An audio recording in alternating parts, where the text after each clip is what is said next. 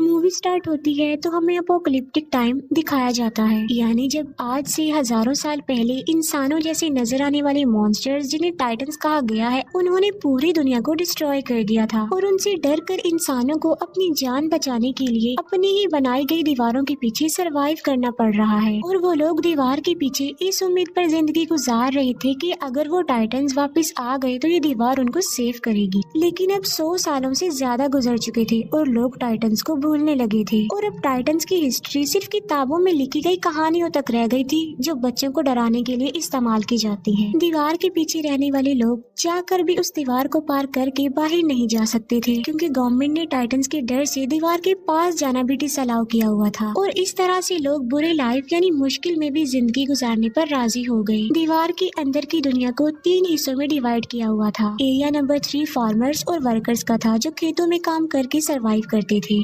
Area number 2 industrial था जहाँ पर फैक्ट्रीज लगाई गई थी और एरिया 1 प्राइमरी था जहाँ पर अमीर लोग पूरे सिटी को कंट्रोल कर रहे थे और किसी को भी एक एरिया छोड़कर दूसरे एरिया में जाने की इजाजत नहीं थी। एरिया नंबर 3 में रहने वाला एक लड़का जिसका नाम एरिन था, वो काफी टैलेंटेड था और वो टाइटन से डर कर 4 दीवारी में प्रिजनर्स की तरह जिंदगी नहीं गुजार सकता था क्योंकि उसमें हमेशा कुछ बड़ा करने की लगन होती है और उसकी डिजायर थी कि वो बाहर की दुनिया को एक्सप्लोर करे और अपनी इस ख्वाहिश को वो अपने फ्रेंड्स के साथ भी शेयर करता है। क्योंकि वो टाइटन्स पर बिलीव नहीं करता था, वो यही सोचता था कि टाइटन एग्जिस्ट नहीं करते और उसे लगता था कि लोग टाइटन से डरते हैं इसीलिए यहाँ पर छुपे हुए हैं। इसके साथ साथ एरिन का जो मेल फ्रेंड होता है वो भी काफी टैलेंटेड होता है और किसी भी आम इंसान को कोई एक्सपेरिमेंट्स करने की इजाजत नहीं थी क्योंकि गवर्नमेंट का मानना ये था कि अगर इंसान अपनी सक्सेस के लिए कुछ करेगा तो वो गलत करेगा। वहीं पर एक लड़की जिसका नाम मिकासा होता है, एरिन और वो दोनों एक दूसरे को काफी लाइक करते थे और वो एरिन के साथ एक हैप्पी लाइफ गुजारना चाहती थी। एरिन का फ्रेंड उससे मिलने जाता है और तभी वो एक अननोन पर्सन से टकरा जाता है लेकिन वो उस पर ज्यादा ध्यान नहीं देता और उसे इग्नोर करता है। एरिन खुद को उस जगह पर पाकर काफी लकी फील करता था क्योंकि वो दूसरी साइड वाले लोगों की दुनिया को देख सकता था। वो जगह एरिन की इसलिए भी फेवरेट थी क्योंकि वहाँ पर बॉम्ब मशीन पड़ी हुई थी और डर की वजह से कोई भी वहाँ पर नहीं आता था। और एरिन इस बार इरादा कर लेता है कि वो दूसरी साइड वाली जगह पर जाएगा चाहे कुछ भी हो जाए और वो अपने फ्रेंड्स को भी इस बात पर एग्री कर लेता है। उस दीवार के पास आर्मी का पहरा था और वो फर्स्ट टाइम सोल्जर्स की नजरों से बचते हुए उस दीवार के काफी करीब आ जाते हैं। लेकिन इससे पहले कि वो आगे बढ़ते वो पकड़े जाते हैं। उन सोल्जर्स का लीडर उन लोगों को बचा लेता है क्योंकि वो लीडर एरिन को काफी लाइक करता था और उन्हें पता था कि एरिन काफी इंटेलिजेंट है और वो एरिन के इस पैशन को अंडरस्टैंड भी करते थे। अभी वो लोग ये बातें डिस्कस कर ही रहे होते हैं कि जमीन कांप उठती है और जब वो दीवार के ऊपर देखते हैं तो उन्हें यकीन नहीं आ रहा होता जो वो देख रहे होते हैं क्योंकि पहली बार इतने खौफनाक डर से उनका सामना जो हो रहा था और वो एक मॉन्स्टर टाइटन था जो कि टाइटन से कई ज्यादा पावरफुल और बड़ा था और ऐसे मॉन्स्टर्स को जायंट्स कहते हैं और वो उस दीवार से भी काफी बड़ा होता है और आग का बना होता है और उस वक्त वो आग निकाल रहा था और अपने इतने बड़े बड़े पाँव का इस्तेमाल करके वो दीवार को तोड़ने लगता है। वो लोग काफी डरे हुए और काफी हैरान होते हैं। आग के अटैक से काफी बुरा हाल हो चुका था। लीडर एक सोल्जर को ऑर्डर देता है कि वो बॉम्बिंग करना शुरू कर दे लेकिन वो सोल्जर उसे ये कहकर रोक देता है कि गवर्नमेंट ने हमें इन एक्सप्लोजिव का यूज करने से मना किया है और वो जायंट काफी बड़ा होल करके हवा की तरह गायब हो जाता है और वहाँ पर तूफान आने से पहले जैसी खामोशी छा जाती है और देखते ही देखते वो टाइटन्स मॉन्स्टर्स दीवार के उस होल से बाहर आने लगते हैं। दिखने में तो वो बिल्कुल इंसानों जैसे लग रहे थे लेकिन इंसानों की निस्बत वो काफी लंबे चौड़े थे और इंसानों को देखकर उनके फेस पर इविल स्माइल होती है कि जैसे वो इंसानों को अपना खाना समझ रहे हों। वो लीडर टाइटन्स पर बॉम्बिंग करने में कामयाब हो जाते हैं लेकिन उन्हें ये नहीं पता था कि ये टाइटन्स इटर्नल हैं, यानी ये एक ऐसे मॉन्स्टर्स हैं जिन्हें कभी नहीं मारा जा सकता और टाइटन्स की बॉडी के जख्मी पार्ट्स खुद ब खुद रिस्टोर होने लगते हैं। अब क्योंकि टाइटन्स तादाद में काफी ज्यादा थे तो वो लोगों को चारों तरफ से घेर लेते हैं और इंसान उसके आगे काफी छोटा दिख रहा था और वो इंसानों को ऐसे समझ रहे थे कि जैसे इंसान पाँव में आने वाले कीड़े मकोड़े चूंटियां हैं जिन्हें मसल दिया जाए, खेलने वाले खिलौने हैं और यही नहीं बल्कि इंसान उनके लिए किसी बारबेक्यू से कम नहीं थे, क्योंकि वो उन्हें ऐसे ही पकड़ पकड़ कर खा रहे थे। सोल्जर्स इतने ज्यादा डर जाते हैं कि वो टाइटन्स का खाना बनने से ज्यादा सुसाइड को प्रेफर करते हैं और अपने आप को मार डालते हैं। टाइटन्स ने पूरे सिटी में तबाही मचा दी थी। लोग या तो टाइटन्स का शिकार होकर या लोगों की अफरा तफरी में कुचलकर मरने लगते हैं और उन लोगों को अपनी जान बचाने के लिए सिर्फ एक ही जगह मिलती है, जो कि सिटी का बहुत बड़ा हॉल था। लोग सिर्फ खुद को सेव करने के लिए दूसरों की जान की परवाह किए बगैर जबरदस्ती अंदर घुसने लगते हैं और एरिन और मिकासा भी खुद को सेव करने के लिए ऐसा ही करते हैं। मिकासा एक छोटे बच्चे को उसकी माँ के साथ देखती है तो उसे उन लोगों पर तरस आता है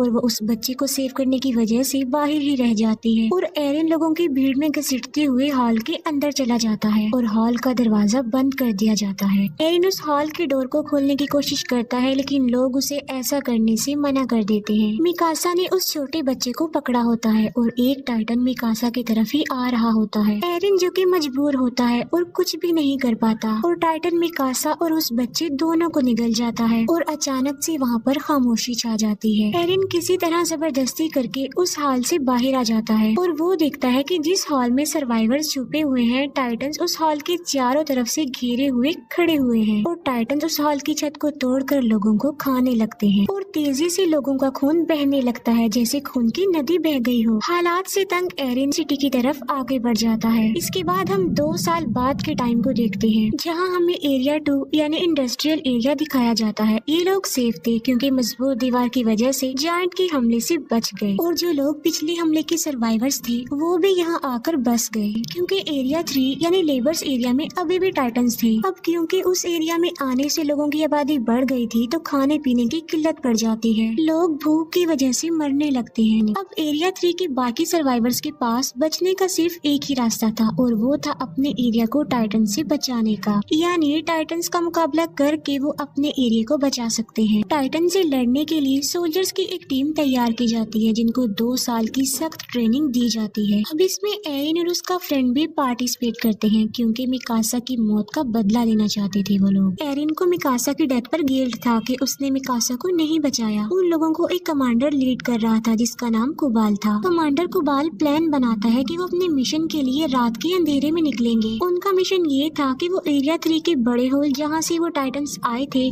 उसे ब्लास्ट की मदद से बंद करने का। प्लान के अकॉर्डिंग वो हॉल के ऊपर वाले पार्ट पर ब्लास्ट करेंगे, जिससे होगा ये कि वो टूटा हुआ मलबा नीचे गिरेगा और उससे वो हॉल बंद हो जाएगा। और क्योंकि वो दीवार काफी मजबूत है तो ब्लास्ट के बावजूद भी टाइटन्स वहाँ से नहीं आ पाएंगे और अगर वो इस मिशन में सक्सेसफुल हो गए तो वो उन टाइटन्स को मार सकते हैं। और उन लोगों की आखिरी उम्मीद यही एक्सप्लोजिव था, यानी इस मिशन में या तो वो मार डालेंगे या मारे जाएंगे। वेपन्स हेड सब सोल्जर्स को अपने बनाए गए खास न्यू वेपन के बारे में बताती है जिसकी मदद से वो हवा में उड़ सकते हैं, क्योंकि उन्हें पता चल चुका था कि टाइटन्स की नेक पर अटैक करके उन्हें मारा जा सकता है और वो टाइटन्स दोबारा जिंदा भी नहीं होंगे। प्लान के मुताबिक वो रात के अंधेरे में अपने मिशन के लिए निकल जाते हैं, लेकिन अपने टारगेट तक पहुंचने से पहले ही उन्हें रास्ते में कुछ अजीब फील होता है और वो लोग चेक करने के लिए जाते हैं कि आखिर क्या गड़बड़ है। वो समझते हैं कि वो सिर्फ काउस की आवाज है और जब उन्हें रियलाइज होता है कि सब ओके है तो वो चल पड़ते हैं। फिर एक लेडी को किसी छोटे बच्चे के रोने की आवाज सुनाई देती है और वो सोचती है कि बच्चा मुसीबत में है और उसे हेल्प की जरूरत है और वो उसकी हेल्प करने के लिए आगे चेक करने के लिए जाती है। एरिन भी उसके पीछे पीछे जाता है और जब उन्हें बच्चा मिल जाता है तो वो देखते हैं कि ये तो टाइटन का बच्चा है और वो जायंट बच्चा उन्हें पकड़ने की कोशिश करता है और नीचे गिर जाता है और नीचे गिरते ही वो जोरों से रोने लगता है। उसकी आवाज सुनकर सब टाइटन जाग जाते हैं और उधर आने लगते हैं और उन लोगों को घेर लेते हैं और अब वो लोग काफी बड़ी मुश्किल में फंस चुके थे क्योंकि उनका सेल्फिश कमांडर कुबाल उन्हें इस मुसीबत में छोड़कर वेपन्स वाली गाड़ियां लेकर वहाँ से भाग चुका था। एरिन के फ्रेंड को टाइटन्स पकड़ लेते हैं लेकिन वो दूसरा सोल्जर आकर उसे बचा लेता है और अब वो लोग पूरी तरह से टाइटन से घिर चुके थे और अचानक से वहाँ पर टैलेंटेड टाइटन्स का शिकारी शिकीशिमा वहाँ पर आता है और उसने तकरीबन 10 से 15 टाइटन्स को मार डाला था और शिकीशिमा के साथ एक और बहादुर सोल्जर थी और वो थी मिकासा। जी हाँ, वो जिंदा थी। दोनों मिलकर बहादुरी से अपने फास्ट वेपन्स का यूज करके टाइटन्स को मार डालते हैं। टाइटन्स को मारने के बाद वो अपने टारगेट यानी दीवार के उस होल के पास जाते हैं, लेकिन हैरत की बात ये थी कि मिकासा एरिन को अपनी कोई भी फीलिंग्स नहीं दिखा रही थी क्योंकि उस इंसिडेंट के बाद वो सिर्फ अपना बदला लेना चाहती थी। मिकासा को वो टाइटन निगल चुका था लेकिन शिकीशिमा ने उसे बचाया और टाइटन से लड़ना सिखाया। टाइटन से लड़ने का एक सीक्रेट बताता है कि अपने गुस्से को आजाद छोड़कर टाइटन्स पर टूट पड़ो और मुकाबला करो। वो एक बात और बताता है कि इंसान का दुश्मन टाइटन से ज्यादा डर है, जो कि उसे छिपने पर मजबूर करता है। तभी उनका सेल्फिश कमांडर कुबाल वहाँ पर आता है। वो कहता है कि मिशन के लिए जो फास्ट वेपन्स हमने यूज करनी थी वो हमारी सीक्रेट जगह पर नहीं मिले, बल्कि वो अंडरग्राउंड केव्स में थे और मैं उन एक्सप्लोजिव्स को खोना नहीं चाहता था, इसीलिए मुझे जाना पड़ा, क्योंकि हमें कोई तो चीटर है जो वो वेपन चुरा सकता था और एक्सप्लोजिव को खोने का रिस्क वो नहीं ले सकते। वो लोग वेपन्स को लोड करने लगते हैं, लेकिन टाइटन्स उनकी आवाजों को सुन लेते हैं और अचानक वो टाइटन्स 2 लोगों को खा जाते हैं। वो सब लोग काफी घबरा जाते हैं, लेकिन लालची लीडर को एक्सप्लोजिव की पड़ी हुई थी और कोई चोर उनके वेपन्स एक्सप्लोजिव से भरी हुई गाड़ियां चुरा कर ले जाता है। और एक लेडी जिसके हस्बैंड को टाइटन्स खा चुके थे, गुस्से में आकर वो उस चोर से एक्सप्लोजिव वाली गाड़ी छीन लेती है और एक्सप्लोजिव को बचाए सेव करने के वो उसमें आग लगा देती है और अपने हस्बैंड का रिवेंज लेने के लिए टाइटन्स के बीच में ट्रक को क्रैश कर देती है। लेकिन इतने हैवी ब्लास्ट से भी टाइटन्स को कुछ नहीं होता, लेकिन उनकी आखिरी उम्मीद एक्सप्लोजिव भी अब खत्म हो चुका था। कुबाल भी उन्हें मरने के लिए मुसीबत में छोड़कर चला जाता है और वो लोग टाइटन्स के बीच में बुरी तरह से फंस चुके थे।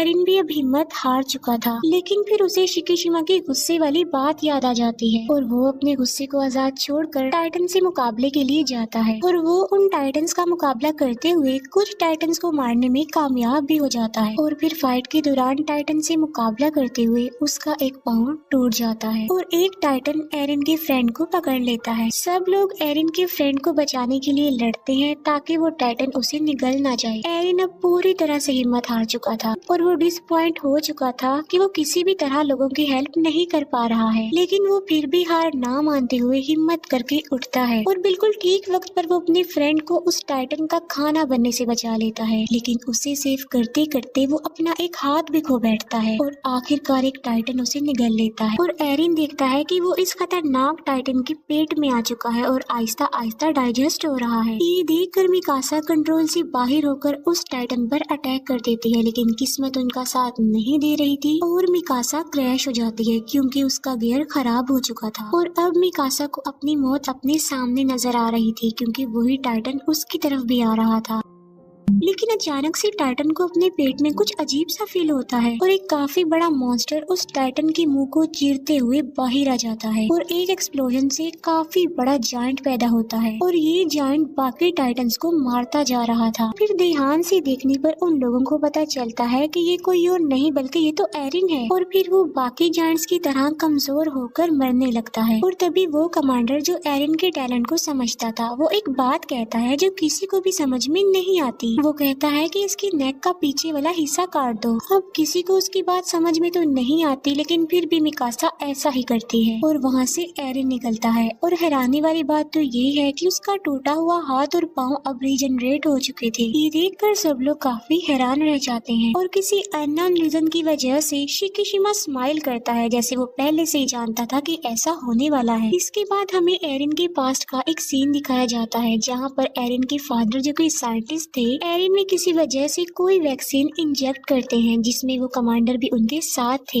एरिन की मदर उन लोगों को ऐसा करने से मना करती है, जिसके जवाब में वो कहते हैं कि इस वैक्सीन की वजह से एरिन बड़े होकर लोगों की जिंदगी बचाने में एक बड़ा रोल अदा करेगा। इतनी ही देर में कुछ गवर्नमेंट ऑफिसर्स उनके दरवाजे पर नॉक करते हैं और एरिन के फादर एरिन और उस कमांडर को एक रूम में छुपा देते हैं। उन गवर्नमेंट ऑफिसर्स में कुबाल भी शामिल था और उन लोगों को पता चलता है कि एरिन के फादर किसी खुफिया एक्सपेरिमेंट्स पर काम कर रहे हैं और आम लोगों को तो किसी इन्वेंशन एक्सपेरिमेंट्स की इजाजत नहीं थी। और पनिशमेंट के तौर पर वो ऑफिसर्स एरिन के पेरेंट्स को अरेस्ट करके ले जाते हैं और साथ ही उनके एक्सपेरिमेंट्स को भी जला दिया जाता है। और यही वजह थी कि वो कमांडर एरिन को इतना लाइक करते थे उसकी इस खूबी की वजह से। और उन्हें ये भी पता था कि इस वैक्सीन की वजह से एरिन और ज्यादा पावरफुल बन गया ताकि वो लोगों की जिंदगियों को सेव कर सके। एरिन की आँख खुलती है तो वो देखता है कि कुबाल ने उसे कैद किया हुआ है। और एरिन को खुद भी इस बात पर यकीन नहीं आ रहा था कि क्या वो वाकई एक जायंट भी बदल गया था, लेकिन साथ साथ उसे खुद पर प्राउड भी फील हो रहा था कि आखिर उसमें एक ऐसी खूबी है जो कि टाइटंस के खिलाफ इंसानों की मदद करने में इम्पोर्टेंट रोल अदा कर सकती है। लेकिन एरिन कुबाल के लिए एक खतरा था, जिसकी वजह से वो उसे प्रिजनर बना के रखता है, क्योंकि वो सोचता था कि इंसानों को नए एक्सपेरिमेंट्स और इन्वेंशन करने की कोई जरूरत नहीं है, बल्कि इंसानों को डरपोक बनकर डरते हुए ही उस दीवार के पीछे जिंदगी गुजारनी चाहिए। वो कमांडर जब एरिन के फेवर में बोलता है तब कुबाल उसे शूट करके मार डालता है, लेकिन मरने से पहले वो कमांडर एरिन को एक राज की बात बताता है कि कुबाल ही तुम्हारे पेरेंट्स का कातिल है। ये सुनते ही एरिन और उसके साथी कुबाल के अगेंस्ट हो जाते हैं और तभी अचानक से वहाँ पर पावरफुल जायंट जंप करके आ जाता है और वो आते ही सबसे पहले एरिन को पकड़ लेता है। वो लोग उसे रोकने की कोशिश करते हैं, लेकिन वो सबको अपने रास्ते से हटा रहा था। वो एरिन के एक फ्रेंड को भी मारने की कोशिश करता है, लेकिन मिकासा उसे ऐसा करने से रोक देती है और ऐसा लग रहा था कि शायद वो मिकासा की बातों को अंडरस्टैंड कर रहा था और वो एरिन को अपने साथ लेकर निकल जाता है और इस सारी फाइट पे कुबाल मारा जाता है। अब क्योंकि एरिन भी उनके पास नहीं था तो उन्हें समझ में नहीं आ रही थी कि क्या किया जाए। फिर एरिन के फ्रेंड को याद आता है कि उनके पास अभी भी एक एक्सप्लोजिव है जिसे वो यूज करके अभी भी अपना मिशन पूरा कर सकते हैं और वो सब लोग बॉम्ब को रिकवर करने के लिए एरिया 3 में चले जाते हैं। एरिन की आंख एक काफी बड़े और अजीब से रूम में खुलती है और उस रूम में कुछ चीजों के अलावा शिकिशिमा भी था और यहाँ पर शिकिशिमा बहुत सी बातों को रिवील करता है कि ये टाइटन्स इंसानों के ही बनाए गए हैं, जिनको किसी और ने नहीं बल्कि एरिन के फादर ने ही बनाया था और उन्होंने ये टाइटन्स आर्मी वेपन्स के लिए बनाए थे, लेकिन उनका एक्सपेरिमेंट फेल हो जाता है, जिसका बैड इम्पैक्ट ये पड़ा कि वायरस तेजी से इंसानों में फैलता गया और इंसान तेजी से टाइटन्स भी बदलते गए और उन्होंने दुनिया में तबाही मचा दी।